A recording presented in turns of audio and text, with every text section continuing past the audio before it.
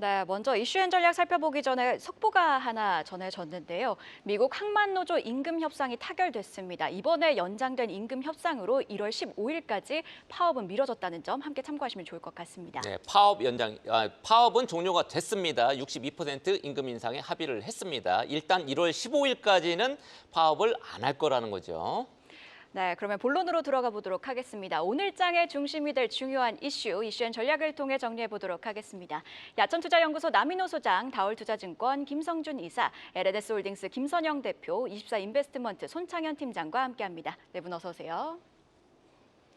자, 그러면 첫 번째 이슈부터 짚어보도록 하겠습니다. 3분기 국내 증시가 약세를 보이면서 개인 투자자들의 수익률이 저조했던 것으로 나타났습니다. 전거래일 삼성전자 주가가 장중 5만 원대에 진입하면서 개인 투자자들에게 충격을 안겨주기도 했는데요. 투자 전략 어떻게 가져가면 좋을지 남인호 소장님께 여쭤보도록 하겠습니다. 네, 저는 두 가지로 놀랐습니다. 사실 저희 머니플러스 시청자분들은 많으신 건 알았지만은 3분기에 개인 투자가들이 매수 많이 한 종목을 봤더니 1위가 삼성전자입니다. 2위가 SK하이닉스, 3위가 기아, 4위가 현대차인데 이거 뭡니까? 저희 머니플러스에서 제가 여러분께 꼭 가지고 계셔야 될 4종목이 모두 다 포함됐습니다. 그래서 이게 놀랐고요. 다음 두 번째가 아쉽게도 개인 투자가들이 10종목을 샀는데 그중에 8개가 떨어졌다, 마이너스 났다 합니다. 여러분, 오비 일학이라는 말씀 아시죠? 제가 우리 예능크님께 질문 드려볼게요. 오비 일학이 맞습니까? 일학 오비가 맞습니까? 어떻게 생각하십니까? 오늘은 좀 어려운 질문인데 이게 네. 사실 우연인 일에 인과관계를 굳이 붙이는 내용의 속담이다 보니 오비 일학, 일학 오비 둘 다 상관이 없을 것 같은데요. 아, 그렇군요. 네, 제가 통계를 내봤습니다. 하루 딱 앉아가지고 까마귀 나을 때 배꼽 떨어지는지 배꼽이 떨어질 때 까마귀 나은지 봤더니 피프티입니다. 반반입니다. 그래서 저는 이렇게 말씀드립니다. 개인 투자가들이 사가지고 종목 주가 떨어졌다 그거 아닙니다. 우리 개인 투자가들 투자 패턴이 주로 주가가 내려갈 때 사시는 성격이 많고 외국인 투자가들이 사서 주가 올랐다 그게 아니고 외국인 투자가들은 거의 대부분 오르는 종목을 산다 하는 그런 투자 패턴을 말씀드리려고 하는 겁니다. 자, 이제 여러분들의 가장 애물단지 삼성전자에 대한 투자 전략 말씀드리겠습니다. 여러분, 저는 여러분께 분명히 말씀드렸습니다. 삼성전자를 여러분 계좌의 20%를 가지고 계시기 좋습니다. 그런데 알고 봤더니 많은 분들이 20%는 넘게 가지고 있는 계신 분도 있어요. 그러면은 예컨대 30% 가지고 있다. 그러면 10%를 초과 보유하신 거 아닙니까? 그 주식은 정리하시는 게 좋다. 그런데 지금 6만 원대 정리하시지 말고 7만 5천 원 되면은 그때 20% 넘는 비중 정리하시고 나머지 20% 얼마에 정리할까요? 9만 원 넘어서 정리하시라라고 말씀드립니다. 다시 강조드리지만 이번에 삼성전자의 저점을 잘 잡으신 분은 아마도 내년 상반기까지 매우 좋은 투자 수익률 내실 것으로 다시 한번 확신합니다. 네, 6만 원은 사실 말도 안 되는 주가라고 다들 생각을 하고 있는 거죠.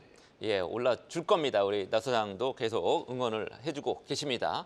간밤에 뉴욕 증시에서 3대 지수 하락에도 불구하고 반도체 대장주인 엔비디아의 약진이 돋보였죠. 필라델피아 반도체 지수도 0.5% 상승했고 마이크론도 올라줬고 TSMC도 올라줬습니다. 삼성전자가 오늘이라도 힘을 이어받을 수 있으면 좋겠습니다. 자, 다음 이슈입니다. 더불어민주당이 오늘 의원총회를 엽니다. 오전 중에 엽니다. 금투세 시행 여부와 관련해서 최종 결론을 내릴 것으로 전망이 됩니다. 지금 내부적으로는 사실상 유예 쪽으로 잡아놨다 이런 얘기도 들립니다만 지금 시장 상황 어떻게 전개될지 김선영 대표한테 물어보겠습니다. 일단 제가 그동안 시간이 될 때마다 이제 우리 시간을 통해서 좀 많이 두들겼었던 문제입니다. 금투세. 희대의 명언이 나왔죠. 이제 시장이 빠질 것 같으면 인버스나 풋을 잡으라는 희대의 명언을 냈었던 실제로 굉장히 인버스 투자 수익률 세계 최고입니다 지금. 네, 뭐 할 말은 많지만 진짜 안 좋은 얘기 나올 것 같아서 여기까지만 하겠습니다. 네. 일단 뭐 잘 아시는 앵커님 말씀해 주신 대로 본회의가 2시에 있으니까 아마도 이제 그 전에 의총하겠죠. 결론 나올 거라 가지고 우리나라 증시가 진행되는 시간 동안만큼 아마 결론이 나올 것 같습니다. 일단 지금 나오는 얘기는 뭐 폐지 같은 유예라고 해요. 뭐 2분 같은 1인분도 아니고 이게 무슨 말인지 모르겠는데 일단 저는 아예 폐지가 맞다라고 봅니다. 왜냐하면은 또 유예라고 하면은 그 유예 기간 이후에 또 걱정거리가 또 있는 거기 때문에 굳이 지금 우리나라 시장에 불확실성을 줄 필요가 없거든요. 그렇기 때문에 저는 오히려 폐지라는 단어를 말씀을 하기를 바라는데 어쨌든 유예도 나쁜 카드는 아닌 것 같습니다. 근데 그 유예하려면 기간을 아예 뒤로 두십시오. 예. 그래서 저는 일단 그런 개인적인 의견을 가지고 있고요. 일단 현재 민주당 내에서도 지금 시행과 유예 간의 어떤 의견 차이가 그렇게 쉽게 좁혀지는 것 같지는 않습니다. 이에 따라서 이제 지도부 측의 그 의견 최종 결론을 넘기고 있는 그런 분위기인 것 같은데 일단 민주당 내에서도 최근에 그런 얘기 나옵니다. 상법 개정을 통해서 이제 우리나라 시장 선진화 그리고 이제 활성화 방안을 만든 그 이후의 시행에도 옳다라는 그런 내용이 나오고 있고 저도 이거 하지 말자는 얘기 아니고요. 우리나라 시장 그만큼 아직 후진적인 시장 분위기인데 이런 가운데 지금 할 거 하지도 않고 이런 걸 먼저 시행한다는 것 자체가 말이 안 된다고 보고 있습니다. 그리고 일단 금투세 도입 주장하시는 분들 주장 얘기 제가 지금까지 꼼꼼히 다 살펴봤는데 그냥 저에게는 그냥 이분들 금융시장에 대한 이해도가 굉장히 낮구나라는 그런 결론을 반복해서 낼 수밖에 없었던 그런 주장들이었고요.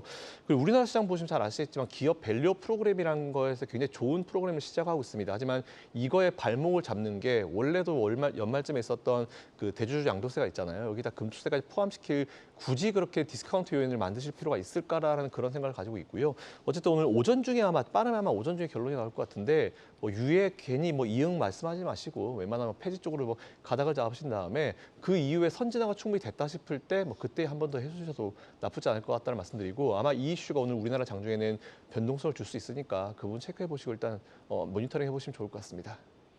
네, 언급해 주신 것처럼 금투세 시행 여부에 대한 민주당의 결론이 장중에 나온다면 시장에 변동성을 줄 수 있을 것으로 보입니다. 변동성 유의해서 시장 대응하시기 바랍니다. 자, 다음 이슈입니다. 정부가 오늘 고려아연이 보유한 기술을 두고 국가 핵심 기술에 해당하는지 그 여부를 심사합니다. 결과에 따라 경영권 분쟁에 영향이 있을 것으로 보이는데 마침 또 오늘이 MBK 측 공개 매수 종료일이거든요. 김성준 이사님, 투자 전략 어떻게 가져가면 좋을까요? 예, 사실 이게 9월 13일부터 본격적으로 시작이 됐었습니다. 이제 MBK 파트너스 측과 영풍 측이 같이 해서 66만 원 공개 매수가를 제시를 했다가 이제 26일이었죠. 75만 원으로 상향을 했고요.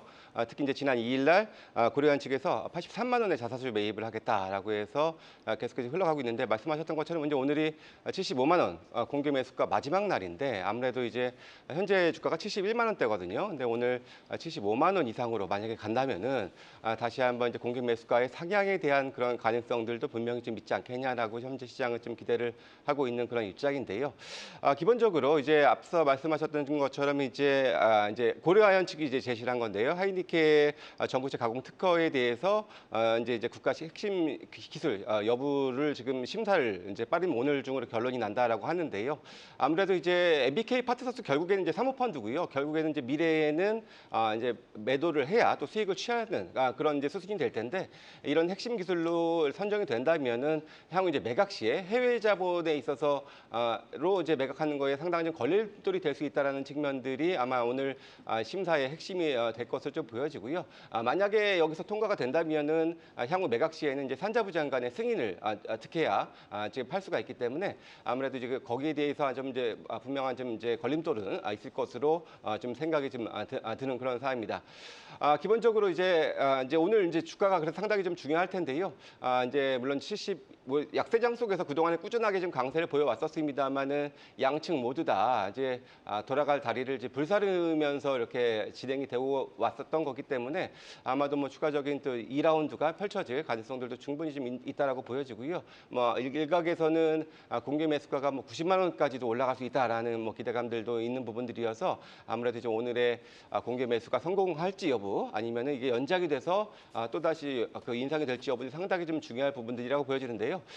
물론 이제 이게 약세장에서 이렇게 이제 이러한 M&A가 주가에는 상당히 좀 이제 좋은 재료로서 많이 좀 활용이 되고 있는 건 사실입니다만은 결국엔 누가 승자가 되든 간에 이게 승자의 저주를 피할 수 없는 그런 정도의 지금 이제 큰 자금들이 지금 오가는 그런 부분들이기 때문에 이런 것들을 끝까지 가져간다라기보다도 이제는 물론 이제 한 번의 라운드는 더 남았다고 생각은 들긴 합니다만은 이것을 장기적으로 가져간다 이런 관점보다도 일단은 트레이딩 정도로서만 좀 활용하는 그런 투자 전략이 필요하지 않겠냐 말씀 정리해드리겠습니다. 네, 단기간에 너무 뛰었기 때문에 트레이딩 관점으로 이게 보는 게 맞다 이렇게 이제 얘기를 해주셨는데 국가 핵심 기술 될 가능성이 좀 높아 보이지 않습니까? 어떻게 보세요? 아무래도 이제 전구체가 대부분 이제 중국의 의존도가 좀 높은 그런 또 분야기도 하고 거기에 이제 고려아연이 이제 나름 핵심 기술을 갖고 있기 때문에 저도 뭐 충분히 말씀하신 것처럼 선정 가능성들도 있다라고 보여지고요. 선정이 될 경우에는 아무래도 이제 고려아연 측이 더 유리할 수 있다라는 측면들도 일단 감안 좀 해야 될 것 같고요. 이제 83만 원 이제 자사주 매입 하기 물론 이제 전량을 하는 건 아니겠습니다만은 했기 때문에 그 정도 수준이라면은 어느 정도 좀 충분히 좀 만족을 하고 지금 매도 이제 그렇죠. 의견. 예, 해야 되지 않겠냐. 지금 고려엔하고 영풍 정밀이 있는데 네. 단기 트레이딩 관점에서 영풍 정밀 쪽으로 개인 투자자분들 조금 쏠리신 분들 있으시더라고요. 예, 아무래도 이제 MBK 측에서도 이제 영풍 정밀도 공개 매수가를 상향을 했죠. 이미 3만 원으로 예, 상향했습니다. 그렇습니다. 뭐 그러면서 주가도 이미 좀 한 차례 좀 부각이 된 부분들도 있는데요. 일단 이제 아마 이제 오늘 고려아연 주가가 75만 원 언저리 밑이라면 분명히 영풍도 왜냐면 MBK 측이 더 유리할 수 있다는 측면에서 더 부각될 수 있는 부분들이 있는데 그 이상이라면 오히려 또 이렇게 그다지 뭐 좋지 않을 수 있다라는 그러면은, 측면들도 감안하셔야겠습니다. 네, 단기적으로는 일단 매도도 한번 전략으로 생각해 볼 만하다. 이렇게 말씀하셨습니다. 시장은 오늘이 고려아연 경영권 분쟁의 분수령이 될 것으로 이렇게 보고 있습니다. 매일매일 사실은 분수령이긴 합니다만 오늘 어쨌든 공개 매수 마감일이니까요. 거센 공방전 속에서 승기가 어느 쪽으로 기울지는 마지막까지 지켜봐야 합니다. 오늘 마감까지 보겠습니다. 자, 다음은 원자재 소식입니다. 주춤하던 구리값이 반등세를 보이고 있습니다. 실적 개선 기대가 커지면서 LS, 풍산 같은 전선주 주가도 들썩이고 있습니다. 손창현 팀장님 전망 어떻게 보십니까? 일단 뭐 구리 가격 상승이 계속적으로 이어지고 있기 때문에 관련주들이 상승을 계속하고 있는 상황입니다. 상승에 대한 요건을 보고 있는 투자는 포인트는 한 3가지로 볼 수가 있을 것 같아요. 첫 번째는 이제 미국이 기준금리를 본격화를 하면서 결국에는 그게 단기적으로 끝날 가능성이 크진 않고 내년, 내후년까지 계속 이어지고 있기 때문에 그동안에 좀 부진했었던 투자가 조금 더 활발히 좀 진행이 될 가능성이 높다라고 볼 수 있을 것 같고요. 뭐 AI 인공지능 관련된 데이터 센터라든지 그리고 전력 인프라에 대한 구축이 계속적으로 진행이 될 가능성이 높을 것 같습니다. 그리고 우리나라도 뭐 삼성전자를 비롯한 다양한 기업들이 미국에 투자를 하고 있는 상황이기 때문에 거기에 조금 더 박차를 가할 가능성이 높다라고 볼 수 있는 게 첫 번째일 것 같고요. 두 번째는 중국 경기 부양 관련된 부분입니다. 결국 이제 중국이 경기 부양을 하면서 여러 가지 뭐 한 190조 이상의 유동성 자금을 풀 수 있는 효과를 직간접적으로 볼 수 있다라고 보고 있어서 역시 구리 관련된 인프라 쪽 투자도 확대가 될 가능성이 높다. 거기에 이제 건설이라든지 제조, 인프라 쪽에 대한 확대가 진행이 될 수 있을 것이라고 보고 있고요. 중국이 여러 가지 소재 경기를 부양을 하면 결과적으로는 이 인프라 쪽에 대한 소재, 원자재 관련돼서도 엄청나게 많이 사용을 할 수밖에 없기 때문에 긍정적인 효과를 이제 구리 가격 정가로 이어질 가능성이 높을 것 같고 마지막으로는 이제 지정학적 리스크 관련된 이슈가 가장 큰 것 같습니다. 이제 우크라이나와 러시아, 이스라엘 전쟁 관련된 부분, 그러니까 이스라엘과 중동 관련돼서 계속 지정학적 리스크가 계속 나오고 있는 상황이죠. 근데 역시 이제 무기에 사용이 되는 이제 구리 합금 관련된 뭐 총알이라든지 뭐 탄환 관련된 부분의 수요도 계속 여기에 대한 미치는 영향이 크기 때문에 계속 상승을 할 수 있는 요건으로 보고 있다라고 보고 있고요. 그러면 이제 추가적인 상승이 가능한지를 좀 물어보신다라고 하시면 제가 봤을 때 이게 단기적으로 끝날 것 같지는 않고 이게 뭐 재료나 이슈로 상승을 했다라고 하면은 모르지만 경기를 이제 부양을 하는 매크로적인 변수로 상승을 하고 있다라고 보고 있어서 추가적인 상승 요건은 좀 남아 있다라고 보고 있고요. 그렇다면 이제 매매 전략에 대한 부분을 보신다라고 말씀을 드릴 수 있을 것 같은데 변동성과 수익률을 좀 극대화하시는 투자자분들 같은 경우에는 시가총액이 좀 적은 종목들을 매수를 할 가능성이 높을 것 같습니다. 그래서 미구 산업이라든지 서원, KBI 메탈 같은 이런 시가총액 적은 종목들로 투자를 하시면 좋을 것 같고요. 그리고 펀더멘털이나 밸류에이션 쪽으로 투자를 하신다라고 하시면 결국에는 이제 LS나 풍산, 뭐 LS 전선 뭐 이런 쪽에 대한 투자 포인트를 가지시면 좋지 않을까 그렇게 좀 말씀드리겠습니다. 네, 이렇게 전선주 투자 전략 들어봤고요. 이어서 오늘 아침에 나온 가장 빠른 리포트와 공시도 함께 확인해 보도록 하겠습니다. 박정환 캐스터가 준비했습니다. 네, 오늘 아침에 나온 리포트 정리해드리는 가장 빠른 리포트앤 공시 시간입니다. 오랜만에 상향 조정 리포트들이 꽤 나왔습니다. 삼성 바이오로직스를 주목한 세계 증권사들이 목표가 상향에 나섰고요. NH투자증권은 폴란드 K2 전차 수출이 이어지는 현대 로템을 짚어내기도 했습니다. 이 밖에 IBK투자증권이 삼성증권의 목표가를 11만 원에서 9만 5천 원으로 내리면서 삼성전자의 3분기 비용 통제가 아쉽다고 진단했습니다. 이어서 BNK투자증권은 원익 QNC의 실적이 메모리 수요 감소로 인해서 하반기 밋밋할 것이라고 전망하며 목표가 하향 조정에 나섰고요. HDC 현대산업개발의 3분기가 부진할 것이라 예상하면서도 광운대의 역세권 사업 착공 및 분양 그리고 미착공 PFO를 향한 움직임을 주시해야 한다는 KB증권의 보고서도 있었습니다. 마지막으로 LS일렉트릭의 베트남 탐방에 나선 신한투자증권이 중장기적인 성장성을 확인했다며 22만 5천 원의 목표가를 유지하기도 했는데요. 먼저 삼성 바이오로직스 보고서부터 체크해 보시죠. 오늘 8개의 증권사가 삼성 바이오로직스에 대한 보고서를 발간했습니다. 그중에서 5개 증권사가 유지에 나섰고 3개 증권사는 목표가를 올려잡았는데요. 제일 낮은 목표가가 하나증권의 115만 원, 높은 건 KB증권의 126만 원이었습니다. KB증권은 오늘 삼성 바이오로직스에 대해서 투자 의견 매수와 탑픽 의견을 유지하고 목표가는 기존 110만 원에서 126만 원으로 15% 상향했습니다.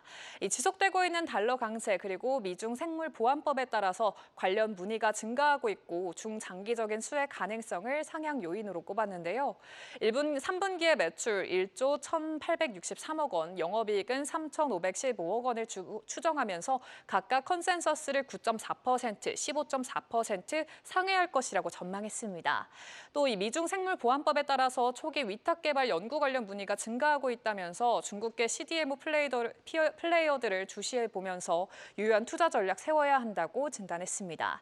이어서 현대로템 보고서도 확인해 볼까요? NH투자증권은 오늘 현대로템에 대해 폴란드로의 K2 인도 대수가 늘어나면서 내년 영업이익이 올해보다 40% 이상 증가할 것이라고 전망했습니다. 이에 목표 주가를 기존 6만 원에서 7만 7천 원으로 상향 조정했고요. 투자 의견은 매수를 유지했습니다. 1차 계약 납품이 내년에 끝나는 점을 감안하면 연내 2차 계약 가능성이 높다고 판단을 했고요. 3분기도 2분기와 유사한 실적이 이어질 것이라 기대하면서 영업이익은 1,080억 원을 내다봤습니다. 한편 상반기 폴란드로서의 K2 18개 그리고 하반기 38대로 올해 56대였던 수주량은 내년엔 96대로 확대될 것이라고 예상했고요. 환율 하락이 수익성 감소 요인으로 작용을 하겠지만 물량 증가 효과로 상쇄를 기대한 점 투자에 참고해 보시죠. 지금까지 가장 빠른 리포트앤공시 박정원이었습니다. 네, 그럼 계속해서 이슈 이어가도록 하겠습니다. 러시아와 우크라이나의 전쟁 장기화, 또 중동 전쟁 위기 고조에 지정학적 불안이 높아지면서 국내 방산주의 수혜가 부각이 되고 있습니다. 국내 방산 기업이 해외에서 경쟁력을 인정받고 있는 만큼 추가 상승에 대한 기대감도 커지고 있는데요. 마침 또 NH투자증권이 현대로템의 목표가를 올려 잡았네요. 투자 전략 어떻게 가져가면 좋을지 나민호 소장님께 여쭤보겠습니다.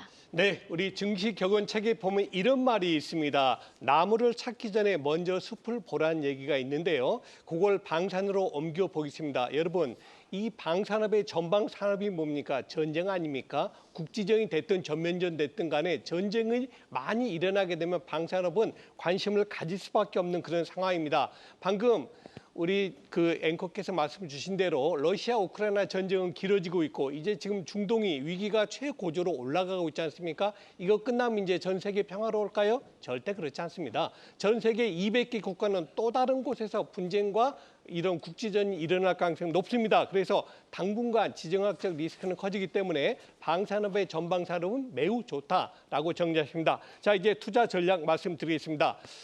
자, 왜, 뭐 때문에 메이드 인 코리아, 한국 방산 요즘 그렇게 인기가 높아질까요? 저는 두 가지로 봅니다. 첫 번째가 가성비, 즉 가격 대비 성능이 한국의 전차라든가 자주포라든가 미사일이라든가 전투기가 굉장히 성능이 좋습니다. 그런데 여기서 우리가 하나 빼먹은 게 있습니다. 뭐냐? 바로 인도 시점입니다. 예컨대 A라는 국가가 다른 국가하고 전쟁 위기에 처해 있다고 가정해 보십시오. 그러면 이 국가에서는 빨리 자주포나 전차 불려야 되지 않습니까? 그래서 다른 국가에다 딱 신청하면요. 전차 빨리 100대를 보내주세요. 그러면 네, 알겠습니다. 언제 올까요? 한 5년 뒤에 도착할 것 같아요. 이렇게 말합니다. 그런데 우리 한국에다가 무기 구매하면 어떻게 됩니까? 네, 알겠습니다. 언제 올까요? 네, 어제 이미 50대는 출발했고 다음 주에 나머지 50대 갈 겁니다. 이렇게 말합니다. 다시 말해서 인도 시점이라든가 가성비에서 대한민국의 방사는 세계 1위다라고 말씀드립니다. 자, 끝으로 투자 비중입니다. 반도체, 자동차, 철강, 조선 이게 5대 화학, 5대 업종이죠. 그리고 나머지 3개 뭡니까? 바금방, 바이오, 금융, 방산입니다. 즉 8대 업종이 들어가기 때문에 여러분 투자하신다면 여러분 계좌의 10%는 언제든 투자하셔도 좋은데 문제는 방산 4인방, LIG 넥슨이라든가 하나 에어로스페이스, 현대 로템, 한국항공우주가 주가를 제가 어제 면밀히 분석했더니 다 부담스러워요. 한국항공우주를 빼고 나머지 3개는 지금 바로 사십시오라는 말씀드리기 좀 힘들기 때문에 방산업종은 이 앞에 말씀드린 3개, 한국항공우주는 지금 폴란드 때문에 약간 문제가 있어서 주가가 횡보하고 있습니다. 조금 더 조정을 보인 다음에 매수하시길 권해드립니다. 네, 역사적으로 전쟁이 없던 해가 없었죠. 글로벌리 보면 그렇습니다. 방산주 호재가 지속될 것으로 전망된다 이렇게 말씀을 하셨고요. 더불어서 우리가 글로벌 지정학적 이슈 계속 우리 주목해 봐야 될 것 같습니다. 자, 올해 1월부터 9월까지 농식품 수출액이 9조 6천억 원을 넘은 것으로 나타났습니다. 세계적으로 뭐 라면도 엄청나게 지금 드시고 계신 거죠. 역대 최대 기록을 경신한 것인데 자세한 내용과 함께 투자 전략 김성준 이사한테 들어보겠습니다. 예, 올해는 뭐 이른 추석 연휴 때문에 조업 일수가 좀 적었습니다만은 말씀하셨던 것처럼 이제 수출액이 10조 원에 육박하는 역대 최대 실적을 달성을 좀 하는 상황입니다. 특히 라면 같은 경우에는 작년 동기 대비 29.6% 증가하는 모습이었고요. 특히 이제 중남미 쪽에서 상당히 가파른 실적 개선세가 나왔습니다. 특히 멕시코는 122% 성장을 하기도 했었고요. 특히 뭐 지난주에 중국의 경기 부양 때문에 중국 소비 관련 특히 화장품 같은 그런 섹터들이 상당히 좀 좋은 움직임을 보이기도 했었는데요. 어떻게 보면 이제 품목으로 봤을 때는 중국향 라면 수출은 꾸준하게 우상향하고 있는데 데이터로는 가장 좋은데도 오히려 이렇게 수혜가 좀 많이 됐다라는 점들도 참고를 하면 좋을 것 같고요.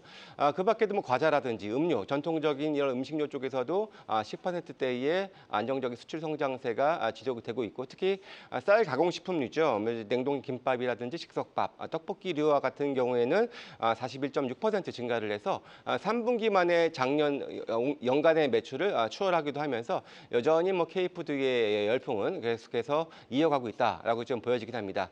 물론 뭐 주가적인 측면에서는 이제 과거 이제 올 6월 달이었죠. 아마 이제 K푸드 열풍이 크게 불었을 당시의 주가 이후에는 상당히 지금 음식료 업종의 주가는 지금 하향세를 좀 보여주고 있는데요. 아무래도 그간에 이어졌었던 단기적인 이제 워낙 강세 기조가 아무래도 수출 쪽에서 조금 이제 숫자가 좀 줄어들 수 있지 않겠냐라는 염려들도 있는 부분들이고요.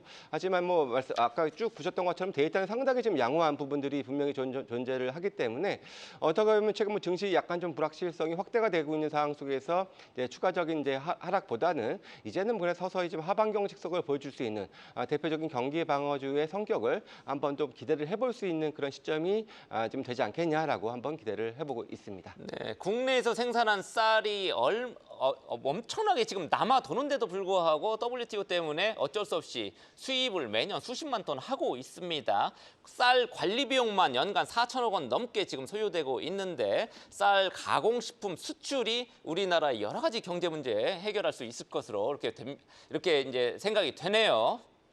자, 그렇다면 4분기까지 더한 수출액의 그 규모는 얼만큼 될지 벌써부터 기대가 되는 상황인데요. 마지막 이슈 짚어보도록 하겠습니다.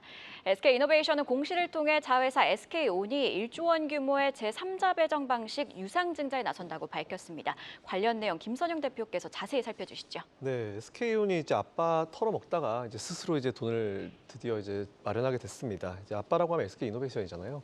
이제 자금 조달을 위해서 유상증자 방식을 이제 선택했다는 그런 내용이 나왔는데 우리 투자 투자자분들께는 정말 다행인 게 1조 원 규모의 삼자 배정 방식이고요. 뭐 삼자 배정은 잘 아시겠지만 친한 이제 분들한테 정말 쉽게 얘기하면 친한 분들한테 돈 받는 거잖아요. 일단은 요거는 투자자 입장에서는 좀 괜찮은 어떤 소식이다. 오히려 유상증자 몇 가지 중에 제일 좀 좋은 내용이다라고 보시면 될 것 같습니다.